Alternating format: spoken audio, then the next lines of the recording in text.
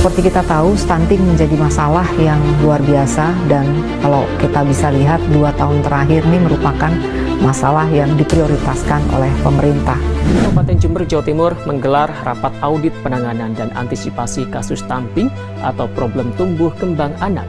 Tingginya kasus stunting diduga karena orang tua atau keluarga yang menutupi kesehatan anak. Data World Bank tahun 2020 menunjukkan bahwa prevalensi anak dengan stunting di Indonesia menempati urutan ke-115 dari 151 negara di dunia. Stunting? Apa sih stunting itu? Stunting adalah kondisi di mana tinggi atau panjang badan seorang anak tidak sesuai dengan usianya, yang mana hal ini sering terjadi di negara miskin dan negara berkembang. Masalah ini berkaitan dengan gizi buruk dan berdampak serius pada kesehatan, karena dapat meningkatkan resiko penyakit dan juga kematian.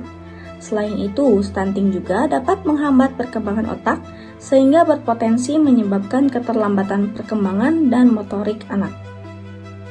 Lalu, apa sih penyebab dan faktor risiko stunting? Ada penyebab dan faktor risiko stunting.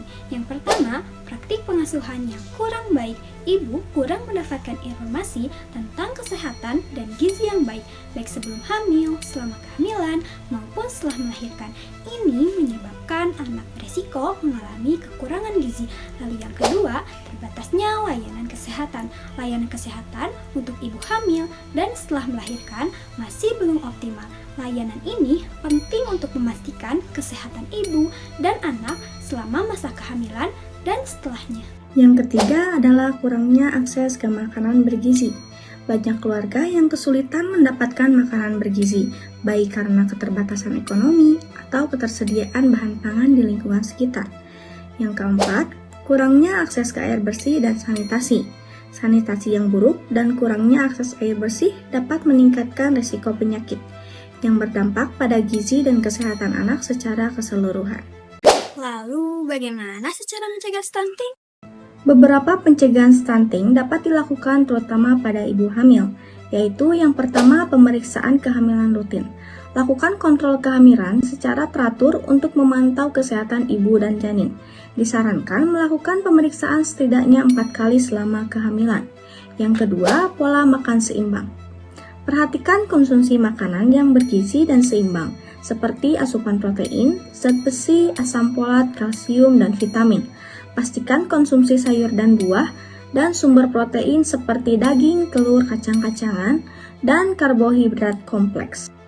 Yang ketiga, konsumsi suplemen tambahan seperti zat besi dan asam folat untuk mencegah anemia dan mendukung perkembangan otak janin.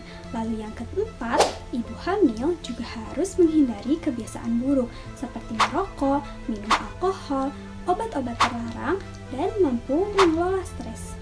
Kemudian, pencegahan stunting juga bisa dilakukan dengan pemberian ASI eksklusif.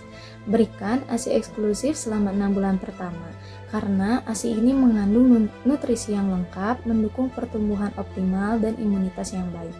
Lalu bisa memberikan MPASI yang bergizi seimbang.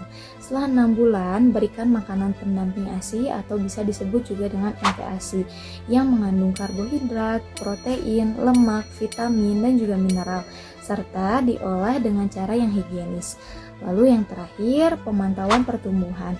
Pantau pertumbuhan anak secara berkala dengan melakukan pengukuran berat badan, tinggi badan, dan lingkar kepala sesuai jadwalnya di posyandu atau fasilitas pelayanan kesehatan lainnya, dan lakukan pemberian imunisasi secara lengkap.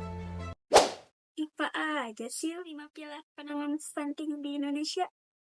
Lalu ada apa saja sih 5 pilar penanganan stunting di Indonesia?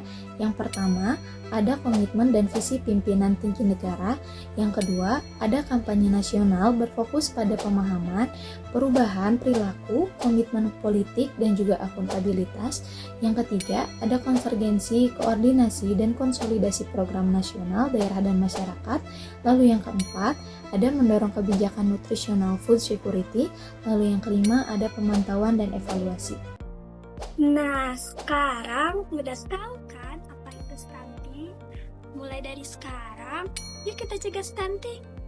Mencegah stunting itu penting.